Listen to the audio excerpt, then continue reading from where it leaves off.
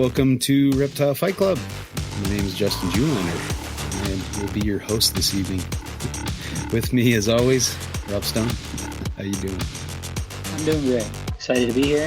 Excited to have Stephen with us. So, yeah, Excellent. continuing our sequence of great guests. Right. Yep. It's good to have Stephen Kush back. So welcome back, and thanks for coming on. Yeah, no doubt, guys. Thanks for having me. Oh yeah. So how you've been in Texas now for how long? A little over 2 years now. 2 years. Okay. How's that working out? Is it treating you good? Yeah, for sure. Nice. I've been very fortunate the whole time just to kind of maintain myself on snake breeding financially. Mm-hmm. So it's nice. Been, that was something that I always kind of wanted to do, whether or not that's going to be a permanent fixture or not, right. But it definitely, when it works, man, there's not a whole lot better than that. So right. yeah, I've been living the dream. Yeah. Yep. That's, I see a few people making it happen, and glad to see you're joining that group, but that's really cool. How's trying my best. Yeah. The scrubs still your primary focus? Yeah, definitely. Yeah. No doubt. Nice. So yeah, I'm hoping for a good season. Last year was a little bit underwhelming, lower numbers than I would have hoped for by a decent amount. But of what I did produce, it was all like top tier stuff for me. So nice. It kind of offset the low yield, I guess you could say. Mm-hmm. That just what I did produce was just like, if I could have handpicked a few, they would have been up in my top tier. So right. Can't really complain. Yeah. I mean, I've kind of observed the scrub. I've never kept scrubs. I've seen a couple in the wild, which is fun, but, it just seems like, man, it kind of exploded. And I think you're largely to blame for that. A lot of good press from your side, and, that's pretty cool. So I'm glad to see it's working out, and thank you. Going well. Yeah, hopefully this season will go well for you and produce more species. You got any that you haven't produced before that you're thinking may happen, or is that? I mean, to talk about it. Well, the few that I haven't yet produced successfully are Moluccans, Tannenbars, and Biocs. As far as what I have that, I have the one lone Key Island animal, which there isn't another in the country right now. So it's kind of like, what are you going to do? But if I could even cross one of those other three out or more, I'd be thrilled. So it's always a great feeling to add another one to the list, right? Yeah, That's sure. Cool. I've always loved Moluccans. They're just so amazing. We had one at our table back in one of the meetings or herp shows in California. I think it was the NARBC in Anaheim back when it was on the Disney property or whatever, where, close to the convention center there. And, I don't think it's Disney, but anyway, really, just sat and held it and looked at it and the whole time. I mean, it wasn't mine. We were selling it for a friend, but I was really tempted to bring that home. And now with, how they are and how much they cost, it's like, maybe I should have done that. I mean, it's really amazing how that market has changed. I think just a combination of more exposure, people even knowing what they are to begin with, and then that coinciding with almost a full stop on importation. Right. So, the two pieces of the recipe for prices to skyrocket. Yeah. So, it's kind of an instructive thing when, we think of imports a lot of times as like garbage animals or something like that. But as soon as that import flow stops, all of a sudden, you see which ones become very expensive and which ones, and it's hard because, you can't compete with the prices of an import. So it's really hard to breed a bunch of captive bred animals that people can get for, a couple $100 if they're easily imported. But at the same time, if you figure it out while you have access to lots of animals, you might build up a big colony, and then all of a sudden they stop importing them, and all of a sudden your animals are worth their weight in gold or more. It's kind of crazy how that works. No doubt. It's kind of just like noticing a trend before it happens, or finding a species that has been overlooked for so long that fits a lot of the needs of the hobby, and kind of betting on it ahead of time.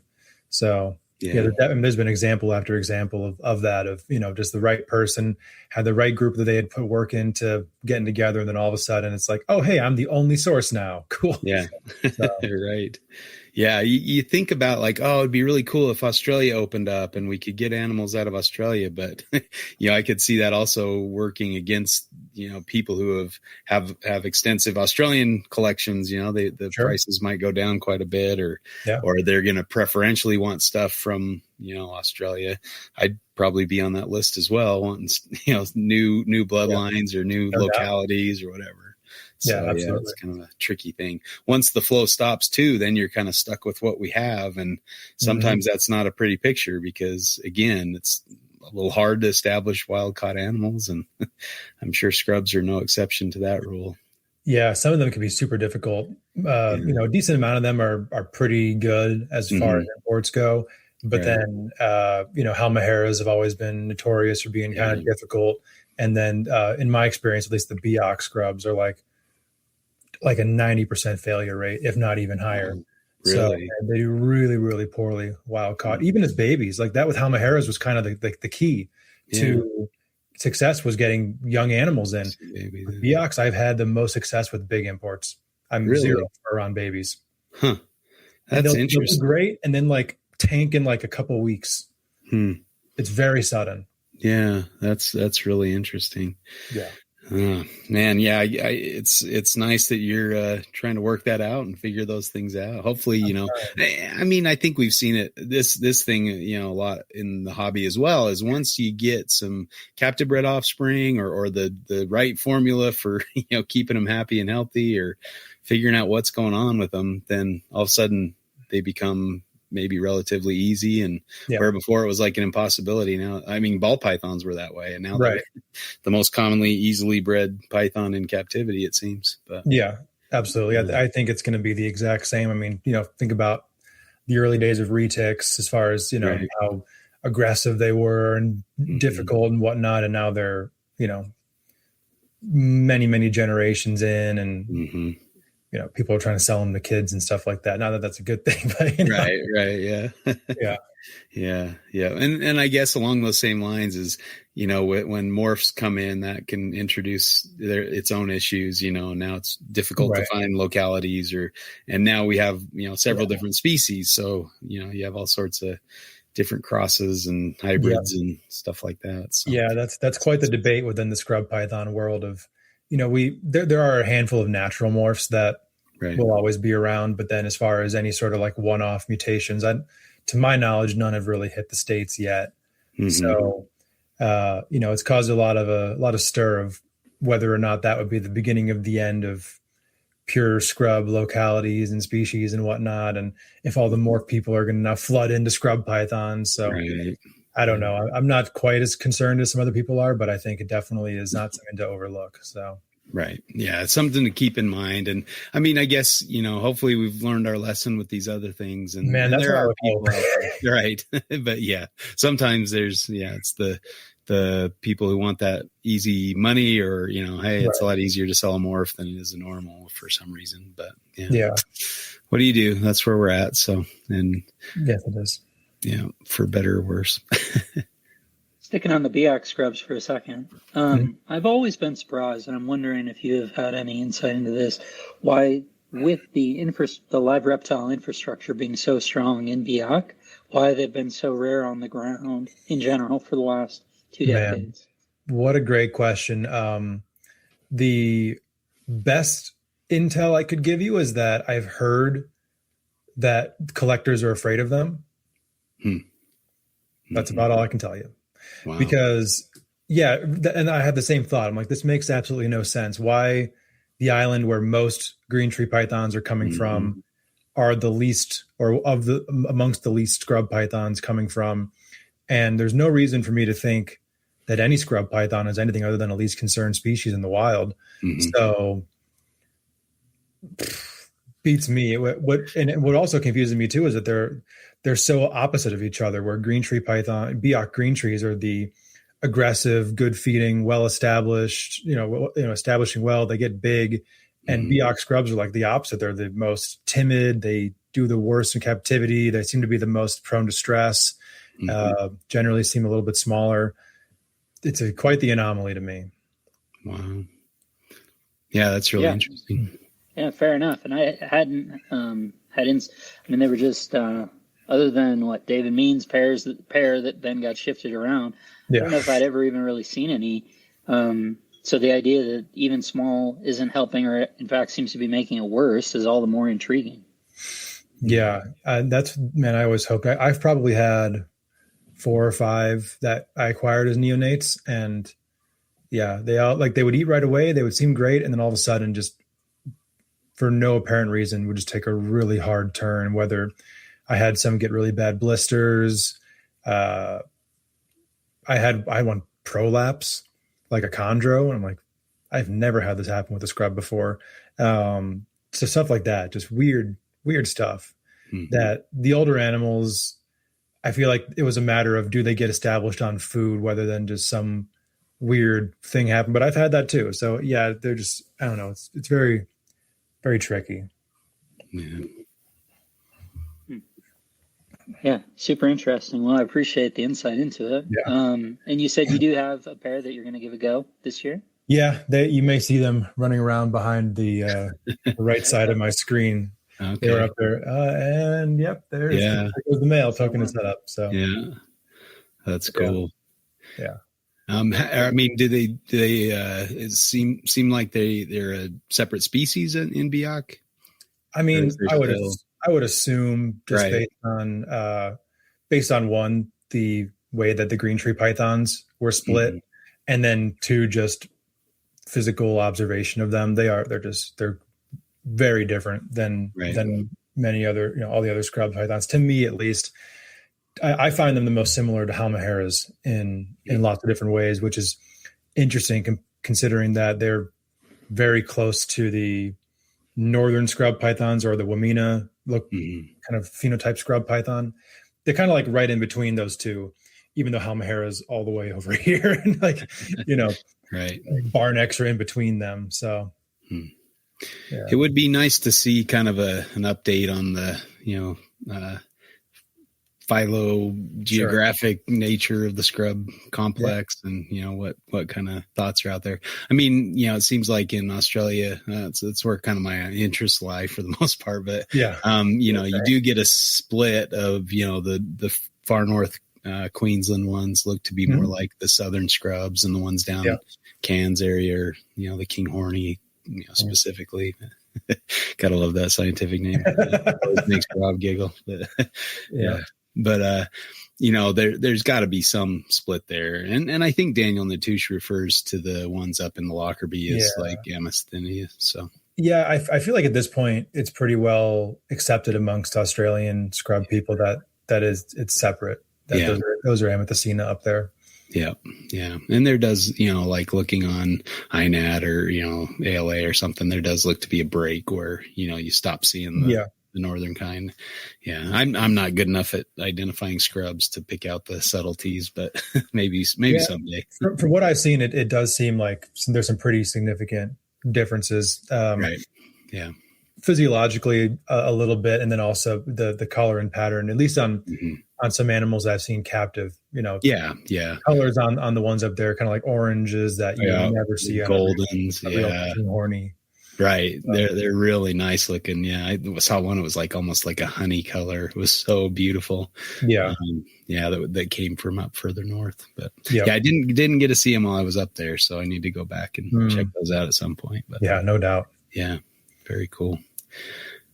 And then I suppose another kind of question, just while we have you as a captive audience, captive speaker, would be, what's your thought around people having more success breeding scrubs? Is it more a willingness to embrace trying multiple males? I know you had Scott Flett. It's been a while now since you had Scott Flett on with the bowling on, but it seems like there's a pretty clear through line between success and a willingness to kind of engage with that, even going back all the way to Nick talking about that with Tannenbars on NPR 15 years ago, right? At first he wouldn't talk about it. He wouldn't recommend it. Wouldn't let anyone sort of follow that advice, especially to just set him and forget it.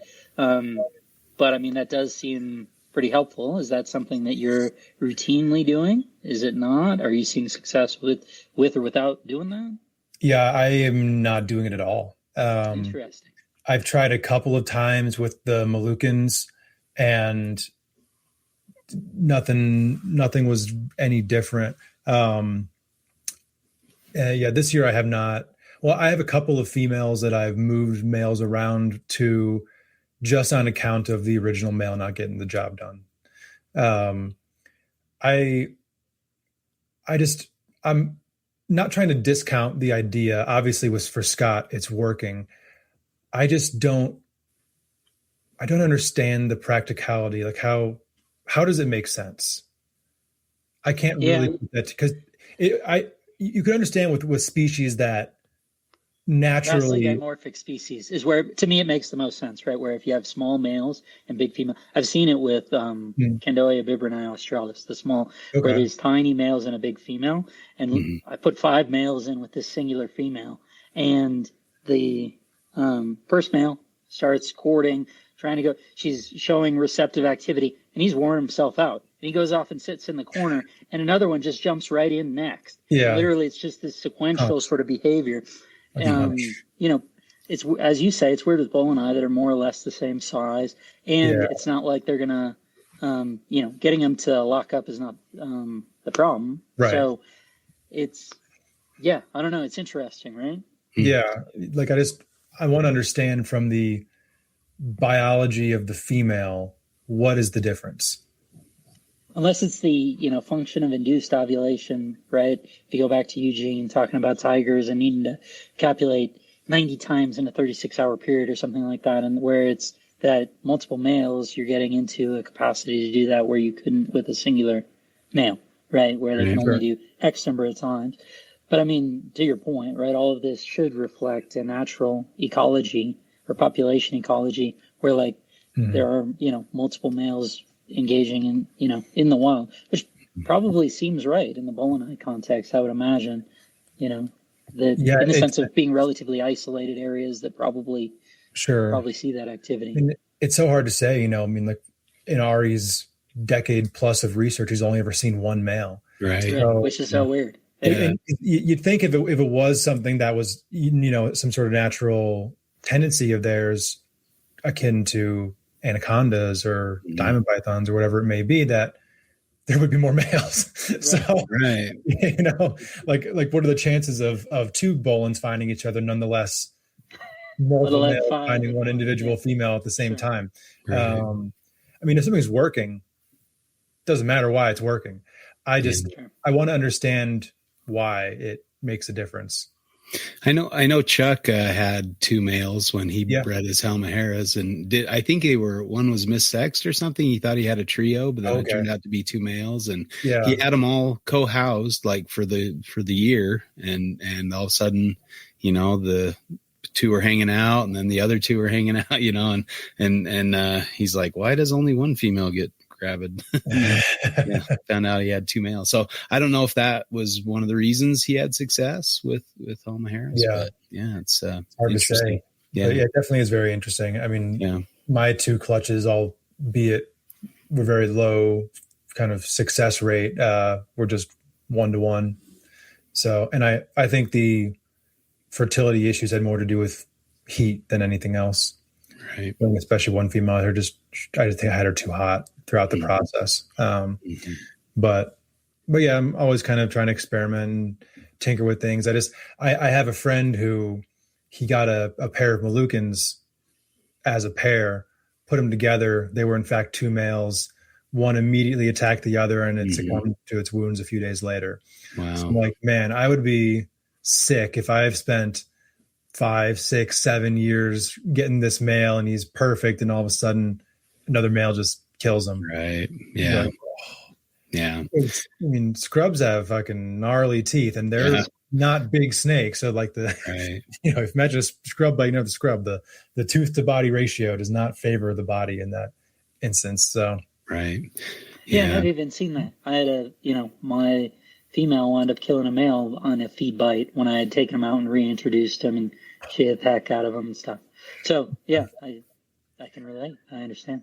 Yeah, but like then also I have accidentally had 2 males and 2 females together before, but the 2 males were Halmaheras, and they just kind of sat apart from each other. I almost feel like the demeanor of that species is kind of conducive towards that. And then, probably more than 5 times have had 2 females together accidentally. And they would they would sit together. They would do things that would make you be like, okay, is something happening? But then you're like, okay, there's no courtship type behavior at all. And then that was around the time when I also really started to notice some of the morphology differences in males and females, to where I was like, okay, this male is looking awful female-y. Let's double check. And like, all right. Yep. Yeah. Once again, the miss sex scrub strikes once again. Right. And it could be just like species differences, because I know, in carpet world, diamonds have multiple males, or the southwestern carpets have multiple, imbricata have multiple males, and they don't combat at all. And then it seems like the further you go north, where you have bigger, more aggressive males, they tend to battle it out for the females. And so you'll see combat and sometimes gnarly scars and, teeth gouges from males fighting. So yeah, it could be just a species thing. For sure. Yeah. There's this really incredible YouTube video. And it was just some naturalist or a birder or something like that. That was, I believe it was Saram. And the video is like 2 king cobras fighting on the shoreline or something like that. Yeah. And it was male combat of Moluccan scrub pythons. Oh, wow. And I'm like, they looked huge. These snakes had to be like 11, 12 feet long. And it was, I mean, it was what it was like a rattlesnake, right? 2 rattlesnakes going at it. It was crazy. Right. So some of them, I think you're probably right about it being probably a species by species thing. Think about just, you give like the term scrub python to it. All right, well, you're referring to snakes that come from this absolutely massive geographic distribution, which, likely there's a lot of speciation going on in there and isolated populations for however many millions of years or whatever. Like, there's going to be differences. So. Well, absolutely. And, just for fairness to your point, would be as much as I described what I did witness in terms of that, multiple males, the sequencing of multiple males with that Urbanai australis, the year that I successfully bred them, I just used my biggest male, which is the biggest male I'd ever seen, with her by himself, and he did it fine. Yeah. And that was it. So, I do think there's certainly something to that. I guess, I don't know how, if you even have an answer to distill this, what do you think then is if it's not multiple males, what's the reason for increased success with folks producing scrub pythons? Yeah, back to your original question. I think it's just more trying. I think that people who have them now are committed to them.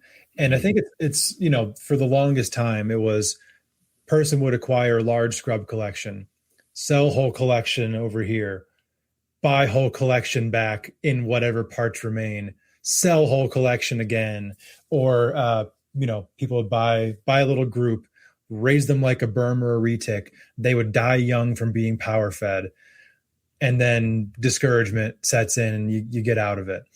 I think a lot of, I guess myself excluded, a lot of people who are into scrub pythons these days have like an adult pair or 2 or 3, and are really able to put a lot of focus into those animals and don't have any, it's not I want to breed this to cross it off the list and then move it on kind of mentality. I really think that's why. And I mean, frankly, I can speak for myself, but also talking to a lot of other people, I feel like a lot of python folks who breed scrubs are just like, wow, that was like the most fun python breeding I've done. So they're like, I want to do that again. Babies aren't overly difficult to get going. And they're just, they're pretty amazing snakes. So I think I think more people are understanding that the stigma that they carried for so long was almost entirely untrue. And a lot of it just came from not understanding the behavior of a super visually oriented python. And especially with captive bred animals, the demeanors are just getting progressively better and better. So I think that kind of veil being taken down, and then frankly, a lot of people who were, not to say a lot, but a handful of people who were involved in the community who were I guess bullies, for the lack of a better term, aren't around anymore. So that's a much more open and friendly place for new people who want to get involved in scrub pythons. Yeah, absolutely. All that makes a ton of sense to me. I would think, and I'm curious, your kind of feedback around this. Some of it, I think, is just the fact that it's been done almost gives confidence that you can do it. Sure. It's almost like, I know it has Omaharis, for example, right? As soon as it gets done once, then it's like, oh, it can happen. It's not some mystical dream. And it gives people maybe that stick-to-itiveness or that extra boost to effort when it seems, difficult, or when you're 5 or 6 years in without success or whatever. Yeah. That seems like maybe part of it too. I totally agree. You said that, man, they seem to be one of those snakes that people want to get a lot of, and then they build this collection. And it's one of those things where if you have a couple of them, then yeah, you can really focus your effort and give them what they need without being exhausted by it. Yeah. But when your whole room is full of those animals, it becomes overwhelming and you kind of don't go in the room. Right? So, hey, not me, but I except everyone except for you. But I think the fact that you've moderated by not, having it be what you're doing, I think that helps a lot. Sure. But, yeah. No question. Yeah. I remember hearing people like on NPR talking about the stress of going into their room with the scrubs and like, oh, this is the day of the week. I got to take care of the scrubs. And I'm like, man, when I'm taking care of my adults, I'm at like peak calm, just kind of hanging out like, oh, hey, look at that one, put it down, clean its cage, put it back, see how it's doing. I don't know. Yeah, absolutely. And that's no doubt. I have no doubt that that's part of your success, right? That it doesn't become a burden, that it's not overwhelming. Oh yeah, no, for sure. And I've just cut down on other areas of my collection. I mean, I'm still like hovering, I think just under 40 species in my collection, wow. Scrub included, obviously, but the, venomous collection that I'm getting towards having cut in half this year. And then a colubrid collection, which is a little bit bigger than it was last year. So, it's not like I have a break from that being my constant, all what I'm doing. But I think honestly, if I were to objectively think about it, if I had only scrubs, I would probably still be really happy. Mm-hmm. And, but at least for now, last year with how my year didn't go the way that I wanted it to, I kind of looked around. I'm like, I have a little bit of this, a little bit of that, of species that I could totally get again in a day from a bunch of people who I know and trust. Like I can, move projects on and get back into them eventually if I want to, just so I can really try to dial in a few things that I want to do well and just see how that goes for a little while, not counting out re-diversifying at some point in time. But at the moment, it just wasn't really doing it for me as much as like I would love to have said that I, had twice the breeding season with, a third less animals than I had. Just felt like I was making progress. So it's kind of part of my thought process there. And with the scrubs being the center focus of it, obviously. Mm-hmm. I know you touched on it a little bit, but just for, as a reminder to me, what, in terms of your venomous stuff, you're mostly working with sort of mundane things that are more cooler room, set it, forget it, sort of Kyle style, that sort of approach, which is really cool. Yeah. Yeah. And, that's what I like about it is just like, it wasn't 2 rooms. I'm about to get it down to being just in 1 room where totally different keeping style, totally different climate. When I'm in there, I know what that is. I feel like it's a way to kind of snap into that. Okay, now I'm doing venomous. Mm-hmm. And now I got to treat this situation differently. Right. So, and I had some litters last year that were pretty cool. I'm like, and then I realized some things I did wrong. And that was one of the main issues that caused me to want to cut it down to be in 1 room was I just didn't do my brumation properly. I don't think I got everybody cold enough and had some kind of poor litters as what I believe to be a result of that. Another, like trying to learn that, I feel like I know it, but I'm at my core, haven't fully got it yet. Like it's not a numbers game, it's more working percentages. What's the capacity where you're going to actually get the most, not only success, but then like fulfillment out of it as well. Because I've had much, much larger collections than I have currently. And I'm probably enjoying my animals as much as I ever have as I continue to downsize. So I still have over 200 snakes. So I don't have a small number of snakes by any means, but compared to what I've been used to for the last 5-6 years, it's been nice. And I just have found myself able to do an extra handful of walkthroughs through a room during the day, at night, not feel like, oh, I'm just so exhausted, I don't even want to look at these pairs again that I threw together the night before. I'm excited to stay on top of all of it. So for that alone, I think it was the right thing to do. Nice. Very cool. And is that mostly Mexican, Central American stuff, rock rattlesnakes, those things, or is it Asian stuff?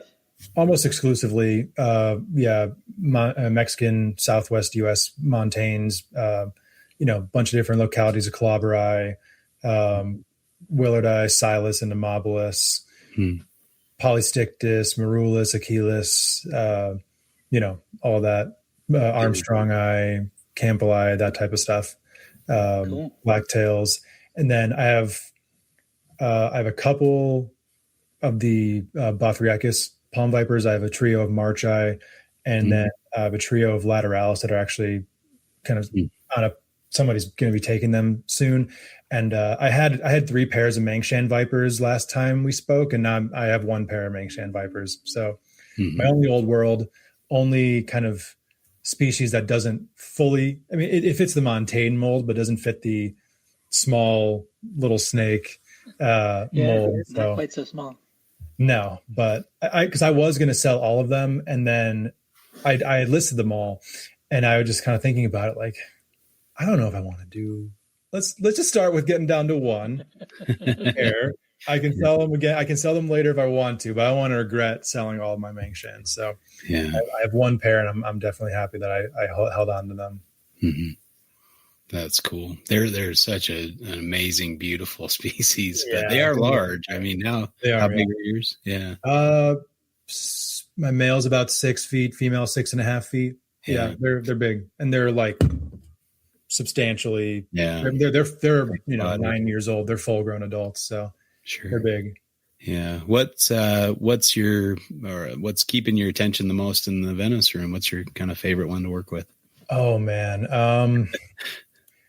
It's tough to say. I think overall, Ridge Nose are my favorite venomous. I had a litter of Silas last year that was, for me, like probably my favorite venomous accomplishment I've had so far. That was really cool. Those are pretty amazing. I love the Polystictus, the Lanceheads. They're incredible. And then probably of what's coming of age right now, the 2 that I'm most excited about would be my Armstrong eye, and then my Zacatecas Calabari. The male is like mint green and chocolate brown bands. They're my favorite Calabari. The Zacatecas animals. They're so incredible. That's really cool. Yeah. And just to be completist on this, what's going on with the colubrids? Yeah, so I had a pretty wide array, and now my colubrid collection is almost exclusively Pituophis and Spilotes, with a couple exceptions for 2 pairs of mangrove snakes, Melanota and Divergens, and then a pair of Blue Beauties. So within the Spilotes, it's 2 different localities of Mexicanus, and then a cross locality pair, South American pair, and then 1.2 Sulfurious. So, and then some holdbacks as well that I have from my babies last year. I love Spilotes. They're my favorite colubrid, bar none. That could be a Reptile Fight Club. Why are Spilotes the best colubrid? But they're just so fun. They're so beautiful. They display so well, and they're so fun to interact with. You, from the mouths of venomous keepers, they're mambas. Their behavior is that of mambas, with none of the danger, and, as I say, probably to some controversially, in a far more beautiful package. So, but yeah, I don't have any lizards, but they kind of make up for that with how well they display. It's almost kind of like having a tree monitor in a snake body, with how much they use the enclosure during the day, how they they're very social with each other. I have my pairs cohabbed year round, and they seem to do better that way, breed better that way. It's only a pain in the ass when it comes to feeding. And I have definitely had my handful of times of pulling two of them apart from each other, but doesn't seem to affect them really. So yeah, they're awesome. And then I think I have more Pitchophis than Spilotes as far as numbers go, just because I have like a bunch of different localities of that. The Mexican pines are where I started, but I think I probably have the most now of northern pines, different localities of northern pines, some bull snakes and Cape gophers. It's, San Diego gophers. There's a little bit of this and that. The Pitchophis genus is such an addicting one. Yeah. It's hard Did you pick up the new book? I haven't yet, but I really need to. I had a pretty gut wrenching car repair come up essentially right before the book dropped. I'm like, oh, just next snake I sell, I'm going to get the book, but I need it. That's cool. 100%. Yeah. That being able to interview Craig on my show was probably my top highlight from all the podcasts I've done so far. And that's no slight on anybody else. It's just like how awesome it was to get 2+ hours of Trumbauer stories. So yeah, he's a character. That is very true. Yeah, but talented herpetoculturalist, talented field herper. Yeah, no doubt. And great communicator as well within the hobby. I definitely always love his perspective on things. Yeah, we'll throw out a plug for Craig Trumbauer's new book on the, bull, pine, gopher, snake complex, the Pitchophis. I think it's the complete Pitchophis, right? Or is that how it's framed? So I don't know if it's shipping yet or it's still in pre-order or how that works. But I'm not sure. But yeah, just if anyone wants us to take a look, it's I believe if you look up Eco Publishing, or I think it's like ecouniverse.com. But yeah, and then if you're on Facebook, you've seen any number of people posting it, sharing it. So definitely, I think it's the complete guide to bull snakes, pine snakes, and gopher snakes. I think that's the full title. So yeah, definitely worth checking out for anybody who's a fan of the genus. Yeah, absolutely. And kind of another question that I've had, sorry, we're running so many different directions, but Spilotes kind of fit with the wild scrub python thing, where while some people had limited success, I would say that the framework of Spilotes in various species and forms has sort of entirely changed in the last 15 or 18, 20 years. And sort of the way that I'm seeing it in terms of certainly the volume of captive bred animals that are being produced. It seemed they used to have a pretty bad reputation as wild caught. What do you anywhere out of that? Yeah, I think I think the first person I'll give props to was Gavin Brink, rest in peace. Definitely one of the pioneers, and then especially as far as getting the word out to hobbyists, mostly through Facebook, and then Jason Hood obviously kind of was doing that project with him, really carried the torch after that. When Roy was producing his Sulfurious year after year, that definitely helped as well. And especially like people seeing how he had his set up.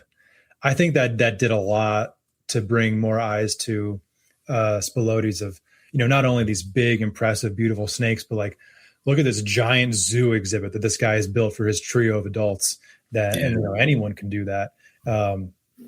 With the right amount of effort, obviously, not to make a kind of minimize what he did there, but I just think that it was just a matter of more exposure and a few people really kind of championing the genus. And I think then also, man, there's just something when you see an animal that's as beautiful as that, like a black, yellow, and kind of orange big snake in a tree with keeled scales and those big eyes, the slow tongue flicks. It's a very charismatic snake. So, and a lot of the times if you go to a show, you may see them, but they're kind of poor conditioned, drab import South Americans that are pretty easy to walk right past, especially if they're not displayed in a way that really shows what that animal is. So definitely one that is easy to walk past at a show. But if you're scrolling on Facebook or Instagram and you see a reel of one in an enclosure or something, it's hard to scroll right past that if you're a snake fan. So that's for sure. Yeah. I was listening to Jason Hood on, was it not another reptile or the Adam show, the expert Adams, expert in the, yeah. Sorry, Adam. Yeah, he's a fun guy. I like Jason. Yeah. But yeah, he's done well with those as well. I think he was talking about those when he was saying he's looking to maybe put some outside, in larger enclosures just because they can use the space, Sure. I mean, they're in the right place to do that. That would be right. That'd be awesome. I'd be very curious to watch somebody else do that. I guess. Right. Yeah. I'll say I'm good personally, but yeah. Well, then they started talking about like pentastomes and all the scary things that could happen outside, and it's like, yeah, maybe it's not worth the risk. I don't know. Yeah, I feel like keeping reptiles outside is much more of like kind of a novelty than a trick to make anything work. Right. I've heard some people have had, like with the Gurnia skinks, that they have better success outdoors. Sure, I guess than they do snakes. Indoors, but snakes are maybe a little more tricky in some ways. Sure, at least I'm sure some species work great outside. I mean, it seems like diamond pythons are one of those that do very well outside in certain places here in the U.S. Yeah. So be it Southern California or Florida. Mm-hmm. That would be pretty incredible to have some diamond pythons outside. I saw Brandon Wheeler set up at his house, and I was just like, this is like the dream right here. This is so cool. It's cool. Yeah, Chuck had his set up outside. I think Adam has a pair outside as well. Yeah. And cool. Tony Dorer has those animals that Chuck had at his place also outside. Yeah. So that's cool. Yeah, pretty freaking cool. Yeah. Oh, I love diamond pythons there. Yeah. Yeah. They are pretty fantastic. Jason just on with you as well? I feel like he's been on a couple. He did a round table, or was he on more recently than that? I had him on my show in August, I believe, or July. Okay, so I think I come around late to it, so I just listened to it. But yeah, that was good too, man. I enjoyed that. Yeah. Oh, thank you. Yeah, really I guess the quail stuff and all that. Mention your podcast. That's definitely one of my favorites on the Trap Talk Network. Yeah, it's great. Great stuff. Appreciate that. Yeah, Jason's one of those guys who's like he's like a professional reptile podcast guest. I'm not sure there's a podcast that Jason hasn't been a guest on in the last like 8 years or so, and for good reason. He's always a fantastic guest. So always really interesting to hear what he has to say. Yeah, knowledgeable guy for sure. Yeah, it was. We did a trip to Australia together and just spent a lot of road hours with Jason chatting about different things. I think he did mention that a few times when I had him on. Yeah, I kind of had to remind him. He had an idea, but he was one of the first people I met in herpetoculture. He definitely doesn't remember, but I was pretty sure I was like 9 years old when I met Jason. So I'm kind of always around. Especially up until he left Chicago and went to Florida. Right. So, he's such an imposing figure. He's huge. But I was going to say, as a 9-year-old, he must. You're tall yourself, but. Yeah. I wasn't that tall as a 9-year-old, but he's one of the only people I know who makes me feel genuinely small. So I'm just like, but he's super approachable. He's not great guy. For sure. No question. Yeah, Jason's and that just made Justin's time with him all those hours in the car in Australia all the more exciting. Yeah, I felt bad for him though because we didn't have the biggest car and he's cramming in there. I guess it guaranteed that he got the front seat, so that maybe a benefit of being that. True. Can't imagine that plane ride over for him. Not enjoyable. I don't even. I've never done a really long haul flight like that. I think the longest flight I've been on was 7.5 hours, maybe Chicago to Amsterdam, and. I don't really remember. I was much younger. But man, just the thought of like a 15+ hour flight. Yeah. I don't know. That's like one of the biggest things that has me hesitant about going.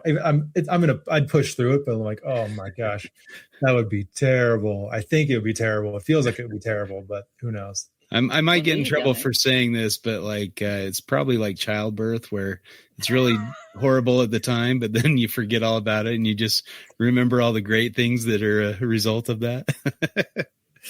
Oh my goodness. Maybe we'll leave that one alone. Don't let my when Justin and I went, we left I think at least at the time, we went Dallas to Sydney, right? That was like the third longest flight that was operating at that time. It was like 15:45.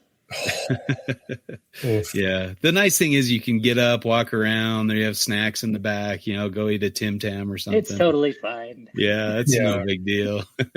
Watched 7 movies, That's true. And then it's like you just get to be like so fascinated by that giant plane that you never get to be on as well. Yeah, I remember I was the long flight I took was or a couple were 747s, and I was like, yeah, it's pretty neat. Yeah. So the best is when like you're sitting down and they close the doors and there's nobody in the seats next to you and you're like, sweet, I get to lay down on 3 seats instead of trying to sleep in one. Oh man, that would be the best feeling ever on an international flight. Like you hit the lottery that day. It's right. Like, how did I get this lucky? Yeah. My wife and I just booked tickets for Prague. We're going, I have a work conference over there, and then we're going to take a little loop around Germany and, Switzerland, Austria, that kind of stuff. So It should be pretty fun. That sounds pretty great. Yeah. I got to go to Australia for my 50th. And so this is Heidi's 50th trip. So it should be fun. Yeah. Sounds like it. That's awesome. Good times, but sounds like you got a lot of great stuff going on, and it's always good to see what you're doing. And thanks, man. Really cool stuff. Any other questions, Rob, before we proceed? No, I guess it's, past 45 minutes in, as is my want. Well, I guess we can start talking about the thing we're supposed to be talking about. Right. Yeah. The chit chat went a little long, but it was well worth it. All good. All right, Rob, why don't you introduce our topic for the night? Yeah, absolutely. So I've been listening to a lot of Stephen's great podcasts, both new and not as new. I guess they were just aggregated in my queue episodes, making me a little bit, my time's out of order here. But I listened to one that you just had, Joe DeStefano of the Clubrid Corruption podcast. And 90 minutes in or so, because I had to find it to then send it to Justin to give him the context. You had obviously just seen a statement from somebody that they shouldn't pair animals if you don't have predetermined homes for them. Essentially, you shouldn't breed and produce animals if you don't have predetermined home for them. Yeah. This seems like a more extreme version of what we've heard for decades, right? And that I guess this is kind of where maybe there's more of a conversation, or at least where we can nuance, is the idea that you shouldn't pair what you can't at least, that you're not at least willing to either. You do know where it's going to go, or you have a defined avenue for where it can go, or you're willing to hold on to them and maintain them, yourself.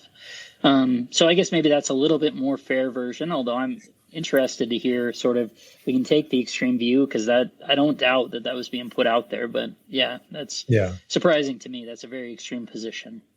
Yeah. So maybe we structure it as, well thought out, planned versus if you breed it, they will buy it. Yeah. Right. Maybe the two sides of right. Maybe that's the two sides of the fight here. So, well, I'll flip the coin. Rob, you want to call it, and we'll see who Tails. gets the pleasure of fighting.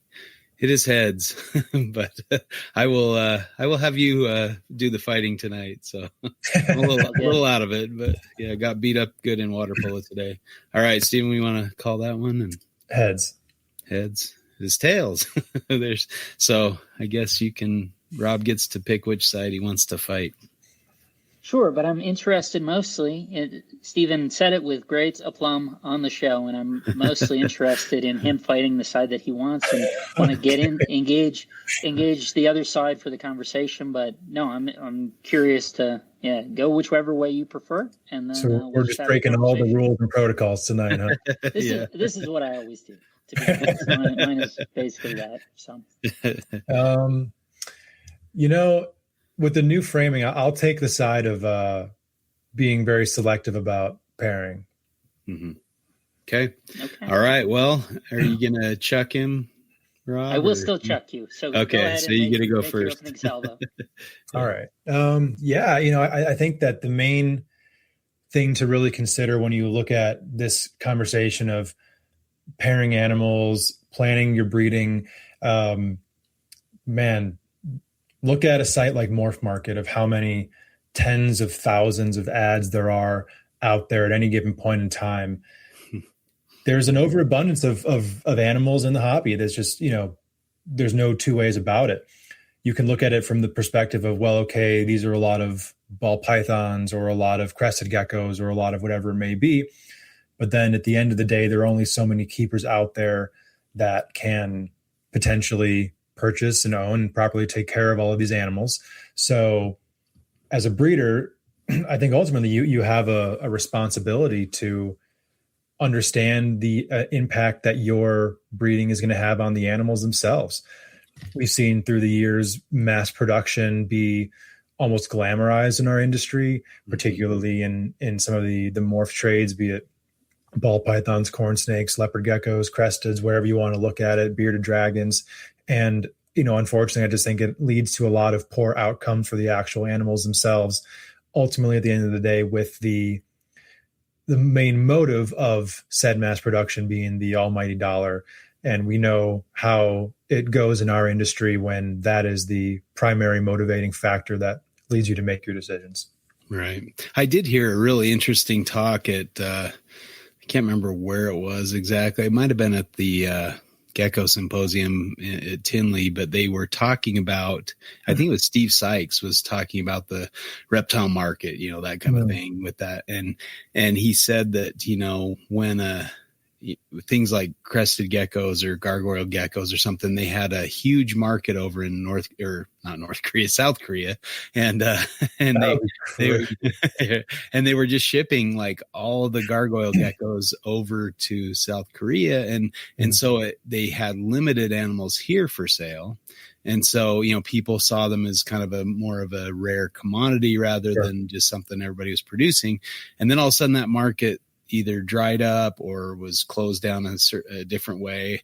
And then on the same token, he breeds a lot of Australian geckos, and they stopped letting those be exported to other countries. And so all of a sudden you could only sell them within the US. And so that was more difficult, and they just had an overabundance of animals. And so all of a sudden, the gargoyle gecko, project is all of a sudden saturated in the US, and it's very difficult to sell things, especially for the prices that they were selling for.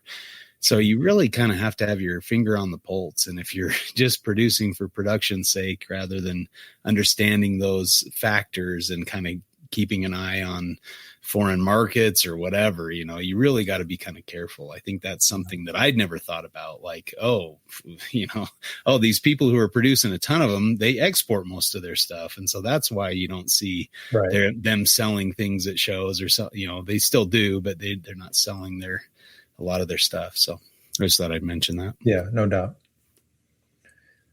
Just in hearing the discussion, right, and hearing kind of maybe the initial prompt or, what was bringing that view, I think a big important framing to this question is the number of animals that we're potentially talking about. For the most part, this sounds like the sort of Facebook advice that's being leveled at someone who has a pair or two pair of snakes, right, which...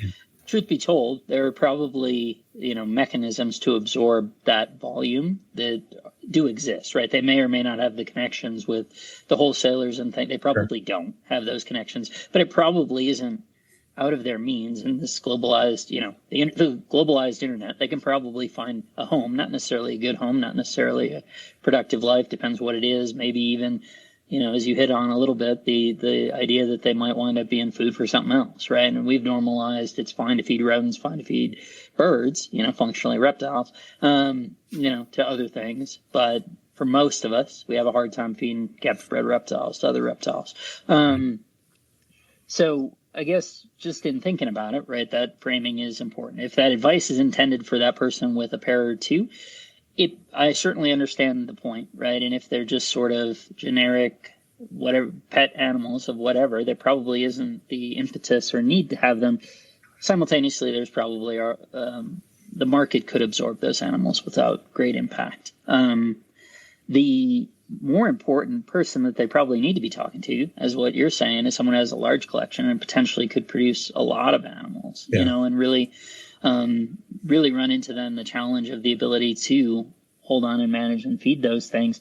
My question is, to what extent, the kind of counterpoint or vulnerability is like, to what extent has the die already been cast by someone sitting in that position, right? Someone who has hundreds of ball pythons or whatever. Like now they're at a point there that really is sort of the rock and the hard place of, if they don't produce them, if they don't pair them, then they have no hope whatsoever to be counteracting all of their expenses associated with rodents, even if they're putting in the time and effort to raise their own rodents, the rodent food, food, shavings, all the infrastructural costs and things that they have to produce, perpetuating the tragedy of the commons in the marketplace. Yeah, no, that's definitely a good approach to take on it as well. Like this, where does the problem actually lie? But then, no matter where the problem lies, the problem does still exist. So, whether you're adding on a small percentage to that problem or not, I think that the conversation may turn to, okay, if you're a new keeper, you aspire to breed, well, how much critical thought really needs to go into exactly what that decision is? I'm interested in a species. Okay, well, are you interested in it because you actually have interest in the biology of this animal, or did somebody you look up to say, hey, if you take this and put it to this, you make this and you make this much money? What are your motives? And if your motives are in either part or in full, hopefully not in full, but to make money, okay, then look at who you're competing with. Look at the giants who already have been in control of this market for 20, 30 years in some instances. And you really think that you're going to outcompete those names that have been doing this for as long as they have? So what if you, find something? Let's even just take ball pythons as an example.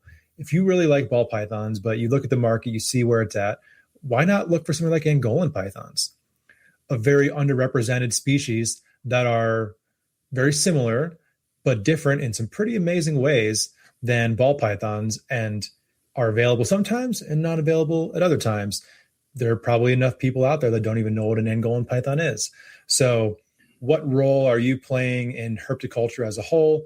Are you advancing it? Are you a neutral effect? Are you adding to potential, flooding of markets, oversaturation? What can you as a sovereign herpetoculturist do to kind of improve the whole of the community? Yeah, absolutely. I mean, and I think you hit on a great point there of the glamorization of scale that was predominant in the hobby 10, 15, 20 years ago, right? Where it wasn't. And honestly, some of that has to have reflected the fact that they were looking, you got a live buyer on the line. And if you got someone who has the money to buy a pair, maybe they have the money to buy 2 pairs or several pairs or of different, your various different offerings and those sorts of things. And it's only more recently, I think, that even the sort of high-end or conglomerate, producers within the space are starting to pitch the idea of actually, they would even prefer, Kevin McCurley, right, even 10, 15 years ago was pitching that if he were a new keeper now, or if he were to redesign what he was keeping now, he would want to have a 111 slot rack with, the coolest things that he could have, and that would be it. Right. So they could have that small scale, but just with the very coolest things. I do think there's another idea of and it brings me back to the idea that I've always found problematic with the leopard gecko community, where there's almost this idea, and even Eric's talked about this in carpet pythons as well, of it's almost like you're not taken seriously if you don't have a minimum quantity that you're working with. Right? That, the person with 1 or 2 pairs is not taken seriously. I think we've actually pushed back on that a little bit, and it's the social media actually allows that in terms of expanding viewership outside of just, I think the market in the age of glamorization of scale was really the reptile market, whereas social media is allowing people to access a market that is not people that have any awareness of the broader reptile hobby, right? Sure. And it's people that are as much as it's derided putting top hats on hognose or whatever, but it's a singular animal with its sort of TikTok account or what. Oh, look at the little noodle doing its thing. Yeah. And maybe those people, if you have a singular pair, maybe that's actually, and I have no doubt that the terms of service on those sites don't allow you to actively promote sales, but you could still link to a whatever that you could still probably get people there, where you maybe have better access now than 20 years ago to effectively move offspring from a single pair than you would have, just as a lone keeper with a pair 20 years ago. Yeah. I remember hearing Brian Barczyk, and he may be kind of the one who really was responsible for that glamorization of the large scale production. And I remember as a kind of a new breeder thinking, oh, how cool would that be? Look at all those rows of racks, and man, think of all those snakes, just doing it full time. And I think we've kind of come to the realization that it is difficult to be a full-time breeder. And I'm sure you can speak to that, but the things that you have to do and plan for and understand, within that this reptile industry, and I do remember him kind of in later years talking about, I'm not looking to sell to the Tinley crowd. I'm looking to sell to the, just individuals. And I wonder, if how he might have accomplished that, or I didn't really follow up or hear anything else on that, but I just remember him kind of making that distinction. Like, the Tinley crowd is small. They already know what they like. They already know what they want. And he was saying, I'm going to go after the kids that that they're asking their mom for a snake, and educate them, get them buying these things, because they're not going to be your competitors. They're not, you don't have to worry about, selling them on the pyramid scheme of buy this and you'll be this rich or whatever, Sure. Yeah. I think it goes back to, Rob, what you said about legitimacy through volume. And that was definitely when I was first getting into learning about the industry, 2008, 2009 or so, the people who were glamorized, Brian Barczyk, Pete Call, many others, Jeremy Stone from the Bows, Ralph Davis, the Bells, the Max, this was the status symbol, was the giant production facility churning out numbers and numbers and numbers. And, the viability of that, of that business model has just changed over time. And the primary driver of that, amongst many other things, but is the cost of feeders. Mm-hmm. Feeders were dirt cheap back then, especially if you could get a source that had B grade, whatever, you can get mice for like less than 10 cents a piece. And, you could feed a massive collection of animals and have it not be, such a great expense that you're going to tank yourself based on that alone, the cost of labor. I think now these days, for me specifically, the name of the game is cutting expenses. I could make as much revenue as I want if my expenses are right up there. I'm doing terribly. And I think we see a lot of examples, especially these days, of people who became very successful as like a basement breeder, maybe with a helper or two, but no, not a staff. You're not paying for a building that's not your house. And the market has reacted to the product you're putting forward, and you're making a lot of money and you're very profitable on top of that. And the urge, I think, in a lot of instances is, all right, how do we take this to the next level? And especially these days, I think we've seen that taking it to the next level, that next level is usually failure. So I think for a lot of people who aspire to be breeders to whatever degree, I think these days, the status symbol is probably, at least I'd hope it's shifting from the volume of your collection to the quality of your animals and the customer experience you're able to provide, what you're able to provide after the fact with just support for the buyer. Because a lot of these big scale people from back in the day, for better or worse, reputationally jerks. Yeah, it's like you bought the snake. All right, fuck off now. Like, I don't know what you want from me. So that, and especially in the age of social media when it's so easy to bash somebody, and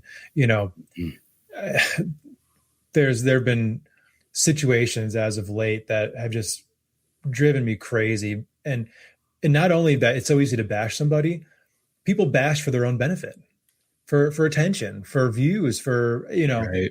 So now that there's even more incentive that I'm going to get my revenge because you wronged me. I'm not even involved in this situation. I'm going to insert myself for my own vanity. Mm-hmm. And, those type of people can get millions of views on videos that have nothing to do with them. Mm-hmm. So reputation is more important now than ever. And, I think ultimately reputation will come down to what do you do when you make a mistake? But preventing those mistakes is the first part of that equation. And the more animals you have, the more mistakes you have that you're going to make. And there's just no two ways about that. So right.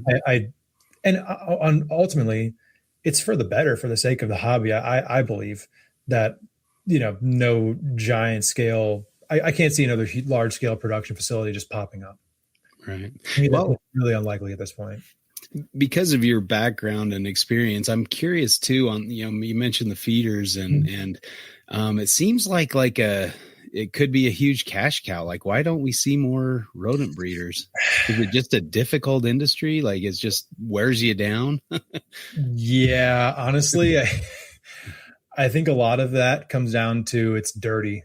Yeah. It's just dirty work. Definitely not fun work necessarily. No, it's not fun work by any means. But it's not the worst in the world. Like it's kind of dirty work, and it's not always the most rewarding, but at the same time, like, man, it beats sitting at a desk for me. I have my small little rodent colony, nothing too crazy, but I enjoy when I go clean it every week. Yeah. And then I have the same setup, just small enough to feed my own stuff, maybe produce a few extras, but yeah. Yeah. And man, I don't think I did a podcast just shy of a year ago about this with a few people who breed rodents at different levels, but now mostly small levels. Yeah. I listened to that. It was great. Yeah. I love that episode. How much money you can actually make in a really small space doing rodents. Right. And there is I don't want to say there's a shortage of rodents, because there isn't necessarily, but there's a shortage of quality rodents. Right. That's for damn sure. So if you can produce high quality rodents and service your local area, you're going to make money doing that. And it's going to take a whole heck of a lot less time than your 9 to 5 will. So I have no idea why more people don't do it.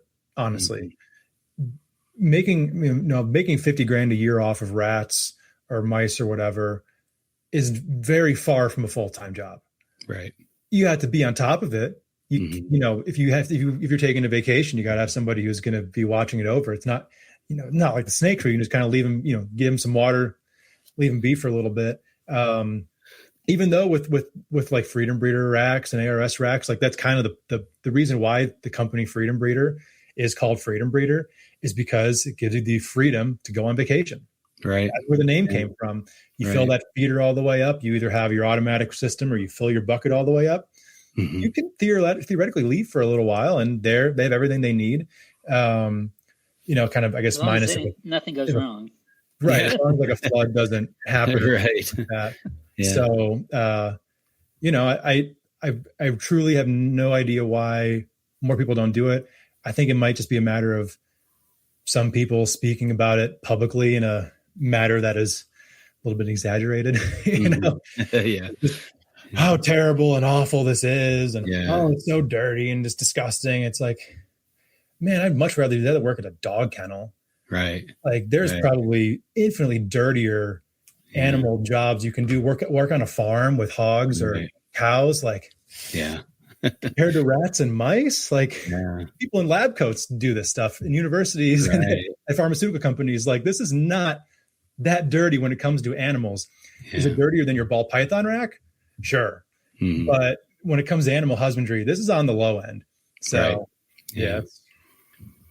That's true. Thank you. I just thought I'd have you talk about that a little bit because of your experience in the past and things. But yeah, I always thought if times got really tight, that could be a backup plan for me. I could start breeding rodents. There seems to be. I actually discussed that with Forrest back in the day. Like he was, thinking about, hey, if I bred them out here, you have buyers out here, I could just ship them to them, that kind of thing, where it's hard to ship from clear across the country. And like you said, regional, suppliers. There's a pretty big breeder in Utah already, but I don't know. It'd be interesting to see. Yeah. Here, I thought you were about to say during COVID, when you were wondering you're going to have to start eating them. Right. Yeah. I mean, I guess it could be a source of protein. I read a really crazy book. It's called Out of the Ice. And this guy was like his parents were Russian, and he ended up in they moved back to Russia to open a Ford plant. And then all of a sudden there was the whole uprising or whatever. And all these foreigners found themselves in these gulags, and he was one of those. And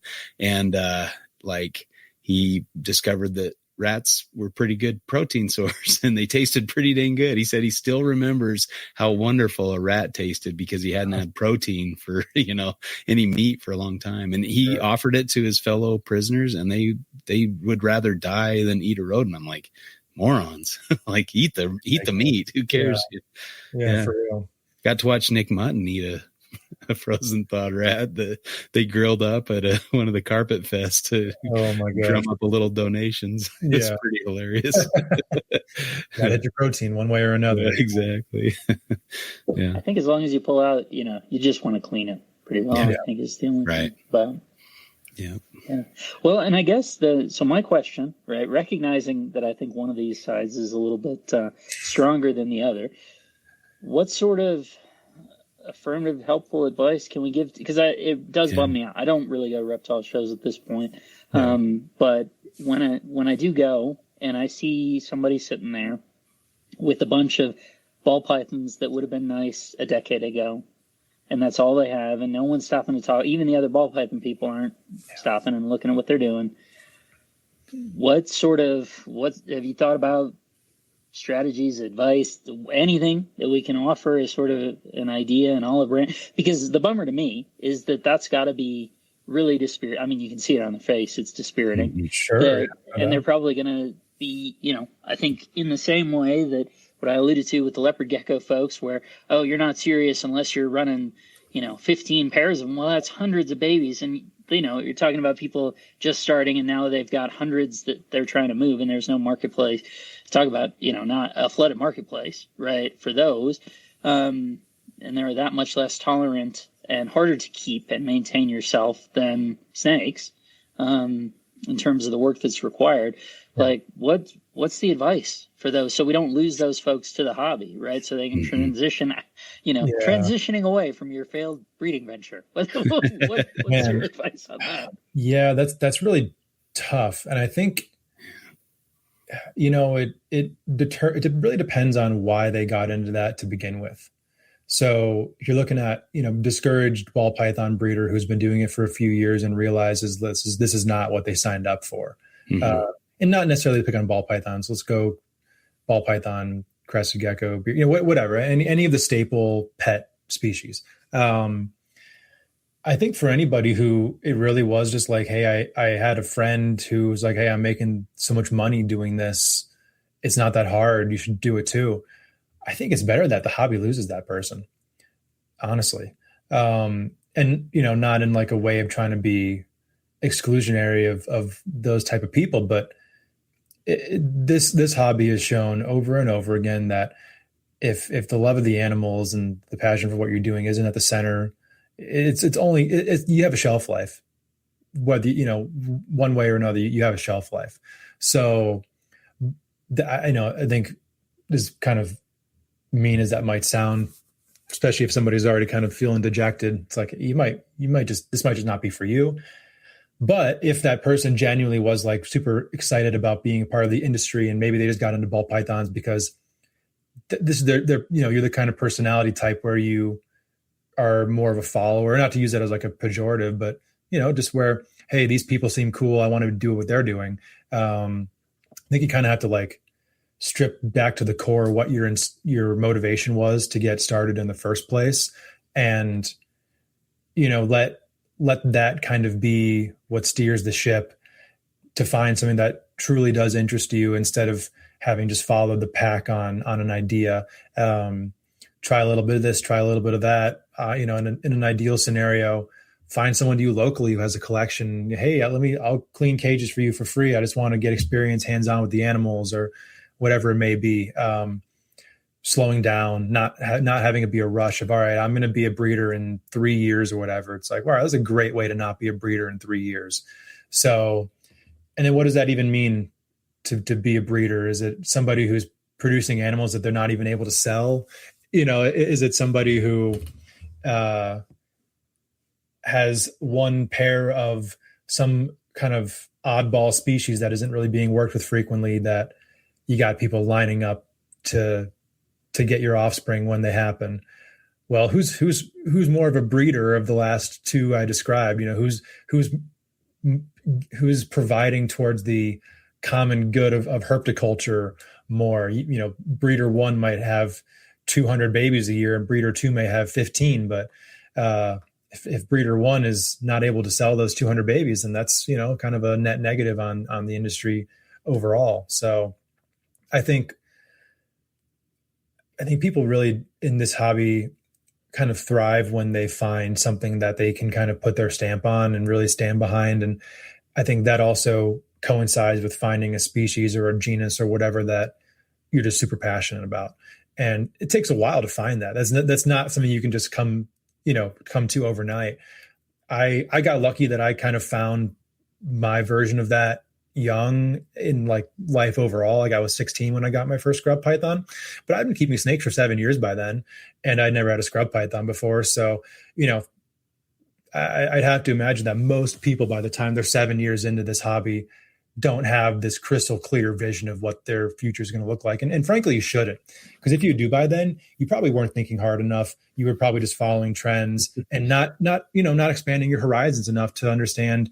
So I'm super blessed to have worked with pretty much like every designation of reptile there is out there in one degree or another, be it in my collection or in others' collections.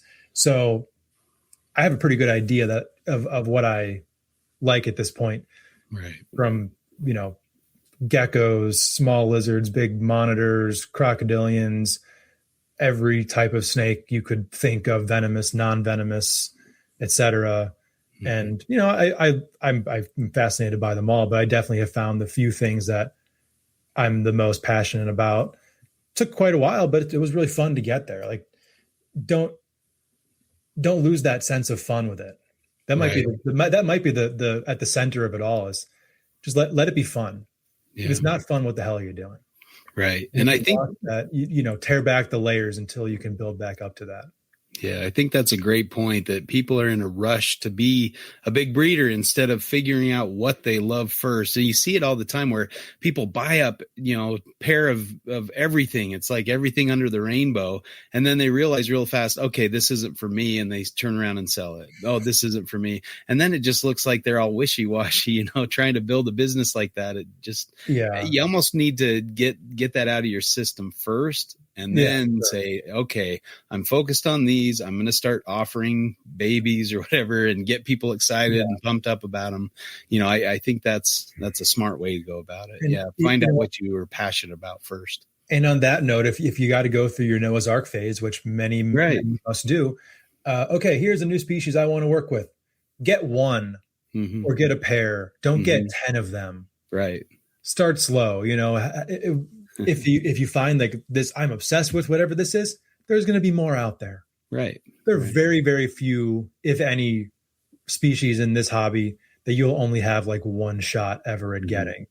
It's going to come back around. You might pay a little bit more, or it might not be exact the way you had access to the first time, but it's going to come around. There's nothing that's that rare in this hobby. So, right. And you're also more equipped to give them. I mean, I think, with the having that idea of rack upon rack upon rack is hopefully going by the wayside a bit. Yeah. And now people are focused on, okay, I want to give this thing the best life it can have. You know, I'm going to give it, okay, it's going to be a scrub python. It's going to be this big. I'm going to give it a, you know, a 10-foot cage or whatever, you know, 8 foot tall, you know, and just really kind of go out of your way to provide for the animal. And now obviously you need to figure out if you really like scrub pythons first before you're setting aside. But, you know, I guess keep that in mind when you're starting out on these projects, like what it's going to need to really make it sing. And I think people are looking for the minimum. What's the minimum sized enclosure I can have success in?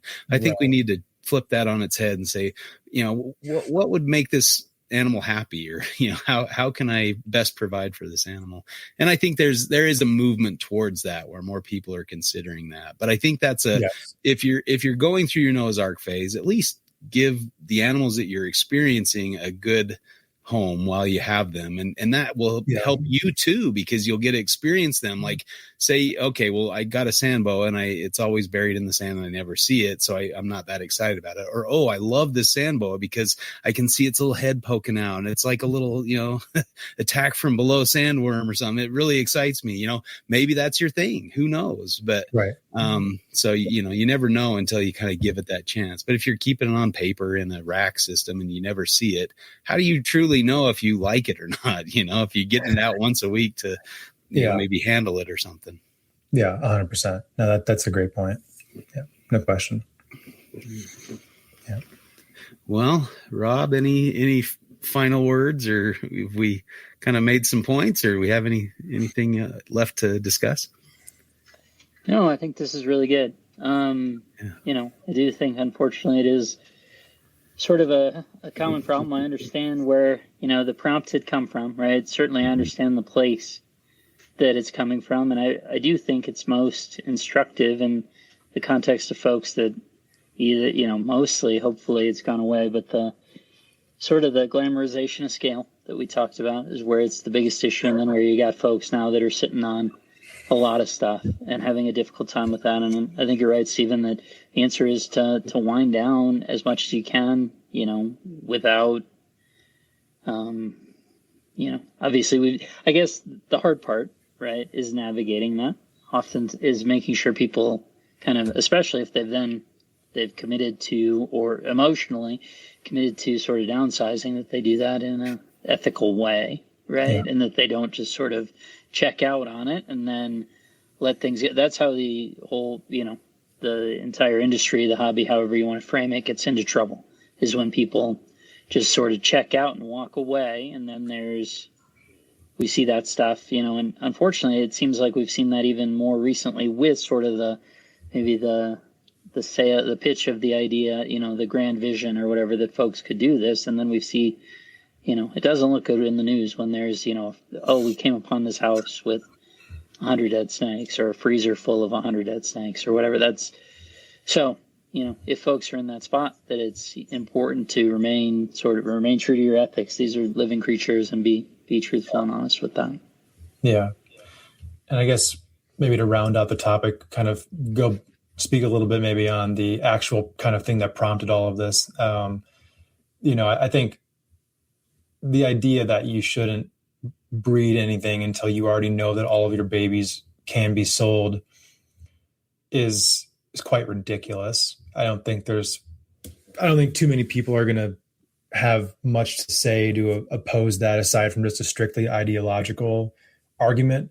I think a lot of us breeders have experienced the wait list phenomenon and how that normally goes. You know, you have your list of people who are just super gung ho, and then when the time comes, oh, the message was read 45 minutes ago. They're going to get back to me, won't they? 2 days later. And then to look at the other side of it. Okay, let's say you do have 10 people who want a baby from this hypothetical clutch. Let's say they give you their money, and your female reabsorbs on you. Are you now what? Do you just keep all that money in some sort of like escrow kind of situation? Just give it all back at some point? Like, imagine being the buyer in that situation. This isn't dog breeding. Like this isn't something where there's a really kind of formulaic approach to it. So, and then the other side of that is, okay, could we look at this like super idealistic, picture perfect world where every animal you produce has a home? Okay, sure. Guess who's not doing it? The facilities that are producing tens of thousands of snakes a year. Right. So if you want to look at it from that perspective, the only people that would have animals available on a routine basis would be the ones who you as a keeper are probably not super thrilled about the prospect of purchasing an animal from that person. Mm-hmm. So I think it's important to, like we've been discussing, think about what potentially what impact your breeding will potentially have on the overall market. And kind of like what Rob was saying earlier, what are you willing to hold on to until next year? If you produced a clutch of X and you had 10 babies and you sold 4 of them and now you have 6, maybe don't throw the parents back together. Right. Maybe see if you can sell those next 6 over this coming year. And once you're down to 0, okay, now start over again. Yeah. Instead of having 16 that you can't sell and now you're slashing the price, or you're selling them to a wholesaler for $100 a piece, or whatever it might be. That's where the hobby gets into real trouble. So it's, just breeding animals for the sake of breeding them, as we've seen, it's clearly a bad idea. But I think all it takes is a little bit of critical thought to not have to relegate yourself to, I'm only going to breed something if I know for a fact every single one will be sold beforehand. Like, you got to really not trust yourself for that to have to be your approach. Right. So. Right. Or you have a very valuable project that, that everybody wants, and there's some species and some projects that by their very nature will be that. I mean, right. I guess just to speak for myself, like if I had another clutch of Halmaheras, I didn't sell any from the first year. No question I would be able to sell every single one of those babies for at whatever price point. But at some price point, there are more than enough scrub enthusiasts out there who are chomping at the bit for a captive bred Halmahera. Right. And I don't need to take a poll of people to, I just know from social media and getting messages every now and then, like, hey, do you have any available? Like, there's a demand for them out there. So if you again can't get a gauge of that by the interactions you're having with people, maybe this is more of a you problem than a problem of everybody else around you. If you're that, if you have that little awareness of your situation. Right. Yeah. All right. Well, great discussion points. I mean, you just have a wealth of knowledge and experience, in a lot of areas. So we appreciate you coming on and sharing that with us. Thank you guys for having me. It's fun as always. Yeah. No worries. Yeah. Co-sign on everything Justin said. It's really great stuff, man. Thank you. I appreciate that. Right. And if people want to find you or see your stuff, where do they find that at? Yeah. Scrub Shepherd on Instagram, Stephen Kush on Facebook, Kush Reptile on YouTube, Morph Market as well. And then my podcast is called Kush's Corner on the Trap Talk Reptile Network, YouTube, Spotify, Apple, Google, all the platforms you can find it. Yeah. Highly recommend your podcast. It's really great. Thank you. Yeah. Guess I need to check out your YouTube page. I tend to just try to find people who show herping videos. So that's definitely not what you're going to see on my channel as of now. So, but I guess I see your reels on Facebook or Instagram. So yeah. Well, yeah. Thanks again. I kind of like to end the show with anything you've seen cool in herpetoculture or herpetology in the last bit that's really got you excited, or those kind of things. Let me think. I think. Well, I mentioned listening. I was listening to Jason Hood, and I listened to Nick Mutton on the Adams podcast. What's the name of it again? Sorry, Expert in the Idiot. Expert in the Idiot. Yeah. He's had some fun shows lately. So yeah, it's good stuff. I mean, let me try to think. I was really encouraged by being at the Pomona show.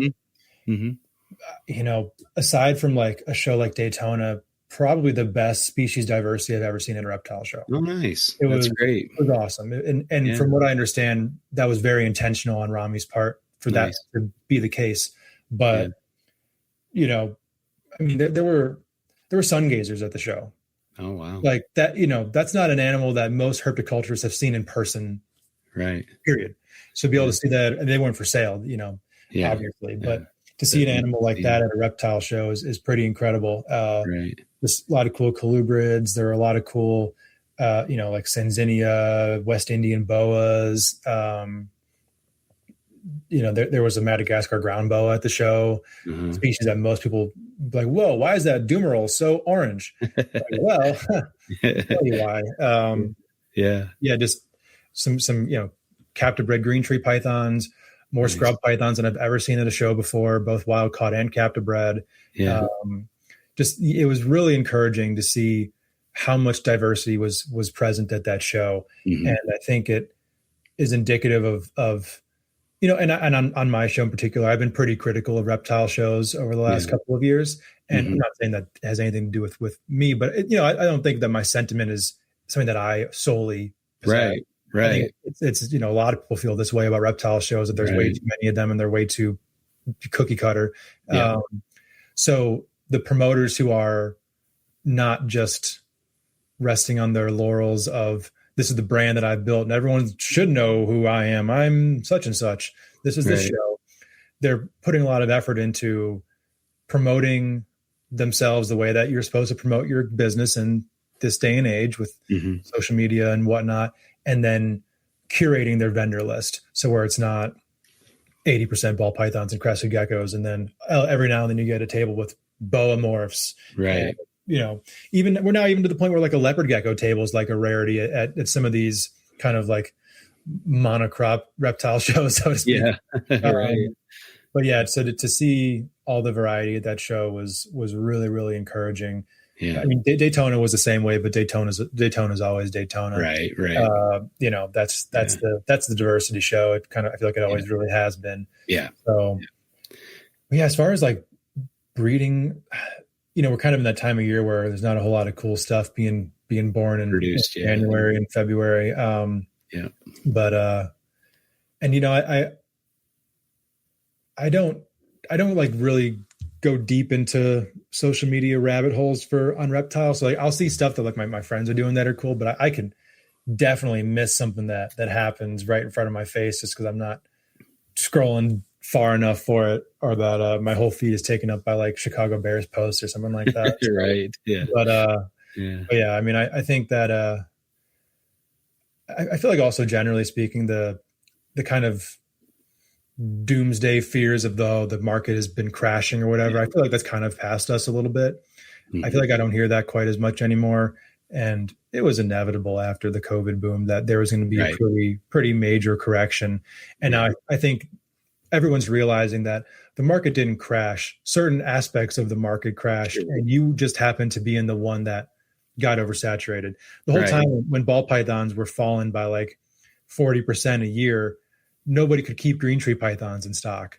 Right. Or, whatever it may be, or when, like certain monitors had started to be produced so much that their prices were falling. It's like, all right, well, look over here at water dragons. They've been listed on CITES. You can't get imports anymore. That $50 lizard is now $500, and the couple of people who are producing them can't keep them in stock. So it wasn't a matter of the market crashing. It was a matter of your sector of the market got oversaturated, and that was the lenses that you were seeing the rest of it through. So I think that there's such a diversity, just so many cool reptiles out there. It's just sad to see like this monoculture, like everybody's got to have the top 5, and you can't venture outside of that. Like I love Paul Duran's story of, getting a pair of scrub pythons. That's the first species he bred, and did maternal incubation with them. Like how cool is that? We need more stories like that,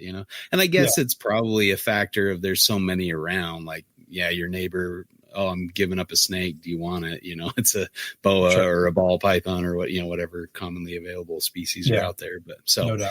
And imports, of course, helped with that. But Sure. I am encouraged that there is a diversity, and it probably is mostly to do with Rami and his selection of who's vending his show. But sure. it is good to hear, and hopefully that gives people a broader perspective, and they can learn about more cool species. Yeah. I mean, even think about it from the perspective of, hey, you want to vend a show like Super Show or Daytona or NRBC, bring something that they don't have. That's going to get you in the door. If you're like, hey, I'm someone you don't know who has the same stuff as all the people who've been vending your show for 20 years. You really think you're going to get a table? Yeah. I don't know about that. So bring something new. I mean, that's, Bob Ashley, whenever he does come out publicly, he's always like, I've had people hit me up the last second, like, hey, I could bring one table full of this to your show. And he finds a way to make it work because that diversity is that important. If it was, hey, I have one more table of ball pythons for you.